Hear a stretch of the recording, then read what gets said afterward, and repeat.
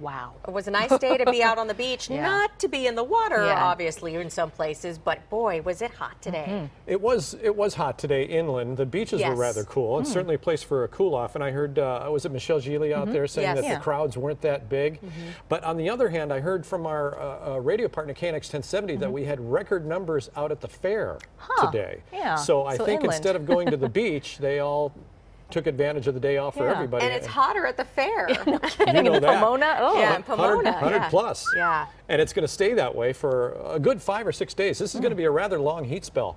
A heat spell's in effect, a heat wave's in effect when we hit 100 degrees or more for 3 days or more, and we're talking a good 5-6 day stretch out of this one. We've been through one already this year, and it looks like we're going to endure another one here before things start to cool down. When's that going to happen?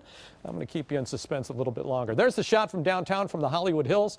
Little or no marine layer presence, very light, no cloud cover. We're under the influence of high pressure again, pushing down on the Earth's atmosphere, evacuating the cloud cover out of the area, getting the molecules moving faster and faster and faster, and that's why we've got such hot temperatures here. That's what a product of the high pressure. 79 downtown right now, LAX at 74, upper 80 still in Riverside, 86 in Van Nuys, Fullerton at 85, and Oxnard at 72 after hitting a daytime high today at 94 degrees downtown, 10 degrees above normal for this time of the year. So high pressure is building into the region. The heat wave really begins tomorrow. The 100-degree temperatures really start filtering in through tomorrow.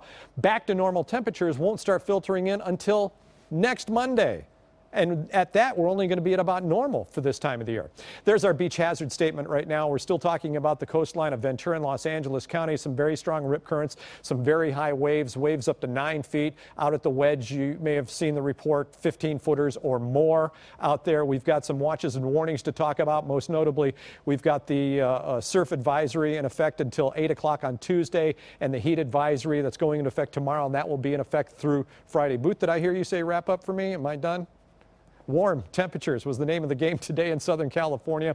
We evacuated the cloud cover, but we're tapping in to some of this monsoonal moisture. You can see it down here in Mexico, and with the air around that high rotating in a clockwise manner, it's dragging that moisture right up into Southern California, and that's where we got the spark off of the thunderstorm activity today through the mountains of San Diego, Riverside, San Bernardino County, even the high desert communities of San Bernardino County as well. As we back out a little bit, we'll show you that even though we may not tap into more of this energy, this monsoonal flow, it's still going to be very hot here in Southern California. Look at this disturbance. This is Hurricane Linda that we're now watching. It's a Category 1 hurricane, just downgraded from a Category 2, sustained winds at 90 miles an hour.